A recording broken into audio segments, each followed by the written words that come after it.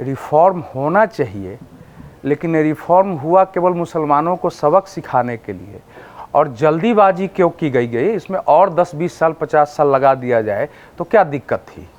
अब ये जो मतलब इस प्रकार के मतलब सेकुलरिज्म के नाम पर इस प्रकार के तर्क का क्या अर्थ है। पहले देखिए, पहला उत्तर 2013 में जो विधेयक पारित हुआ है 4 घंटे की बहस में पारित हो गए। इस बार की प्रक्रिया देखिए, संसद में लगभग 28 घंटे 27 घंटे से ज्यादा दोनों तरफ से बहस हुई है। 27 आवर से ज्यादा।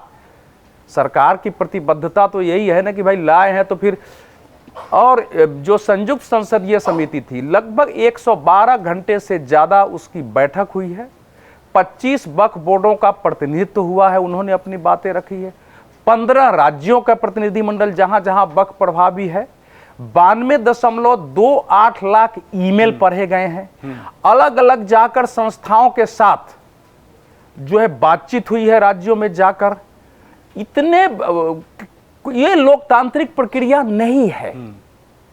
4 घंटे में पारित हो जाना लोकतांत्रिक प्रक्रिया है।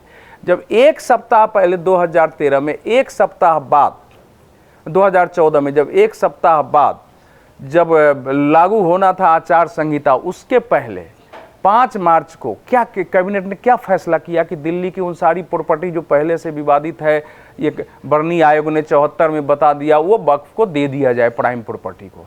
वो लोकतांत्रिक था। 1995 में मतलब एक वक्फ बोर्ड के नाम पर, वक्फ न्यायाधिकरण के नाम पर एक सुपर सरकार, सुपर न्यायाधिकरण स्थापित किया गया। उसको 2013 में और सशक्त किया गया। ये लोकतांत्रिक प्रतिक्रिया थी, क्योंकि उसमें संविधान की तो मान्यता थी ना। न्यायालय में आप जा नहीं सकते हैं, इससे ज्यादा संविधान की मान्यता कहां हो सकती है। देखिए, इस देश की समस्या यह है कि मुसलमानों के मजहब के नाम पर जो उनका मजहबी विषय नहीं है, इस देश में कट्टरपंथी, प्रभुत्वशाली, शक्तिशाली राजनीति, सत्ता में और मजहब में, देश दुनिया में हस्तक्षेप रखने वाले कुछ जो बेईमान टाइप के मुसलमान रहे हैं, उनको यहाँ की राजनीति ने पुष्पित किया, उनको महत्व दिया, उनको आगे बढ़ाया। और मुसलमानों में जो एक बड़ी धारा रही है, जिसको इस देश से आज भी प्यार है, जो वाकई मिलजुल के रहना चाहता है, जो न्याय को मानता है, वो सब धीरे धीरे हाशिए में चले गए और उनको भी धीरे धीरे इनके साथ उसी धारा में आना पड़ा। भाई, वक्फ तो चलो एक अरबी शब्द है, लेकिन एक वक्फ इस्लाम का विषय है कि हम अपनी संपत्ति दीन की सेवा में दान करना है। लेकिन वक्फ बोर्ड कैसे इस्लाम का विषय हो गया, जो इस देश के संविधान के तहत बना हुआ है।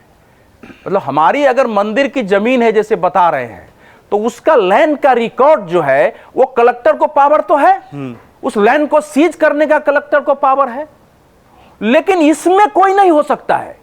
मतलब आप इस्लाम का मतलब कि सबे भूमि खुदा की है, इसमें कैसे आप हस्तक्षेप करेंगे। इस भाव को अगर देश के सेकुलर प्रगतिशील लोग सपोर्ट करते हैं तो आप सोचिए देश की हालत कितनी खराब है, सोच कहां चली गई है। सरकार के इरादे को आप छोड़ दीजिए, इरादे को छोड़ दीजिए। इसमें रिफॉर्म में जो चीजें आई है, जो धारा आई है, उसमें कहां गलत है वो बताया जाए। देखिए, इसमें वक्फ को टच नहीं किया गया है। इसमें मुतब्बिल जो है, वाकिफ जो है, वो सब रहेंगे। वक्फ बोर्ड में न्यायाधिकरण में परिणति है, ये ध्यान रखिए। इसमें 40,900 के आसपास तो न्यायाधिकरण के अंदर विवाद हैं, उसमें 10,000 तो मुसलमानों ने किया हुआ है। आप बताइए, आप ऐसी संस्थाओं को, और जितने आ रहे हैं कब्जे के जो आ रहे हैं, वो बताया तो है कि 169 लाख, मात्र 169 करोड़ आए हैं। आपके पास तो थोड़ा सा राकेश जी ने आंकड़ा देने में वो हेक्टेयर की बात उन्होंने एकड़ कर दी है। 1913 से 2013 तक वक्फ के पास 18 लाख एकड़ जमीन थी, गृह मंत्री ने ऑन रिकॉर्ड कहा है। अब 2013 से अभी तक जो है, आप समझिए ना, कितना 30 लाख हेक्टेयर जो है, 30 लाख एकड़ जमीन हो गई है। और उससे आय कितनी हो रही है भाई। आपने जो है, एक आदमी नौकरी करने गया है, मुसलमान नौकरी करने गया, 2 साल गांव में नहीं आया, लोगों ने उसकी प्रॉपर्टी वक्फ कर दी। अरे भाई, वक्फ हम कर सकते हैं, मेरी संपत्ति का सुनिए, सरकारी संपत्ति को वक्फ कैसे किया जा सकता है, मुझे आज तक समझ में नहीं आया।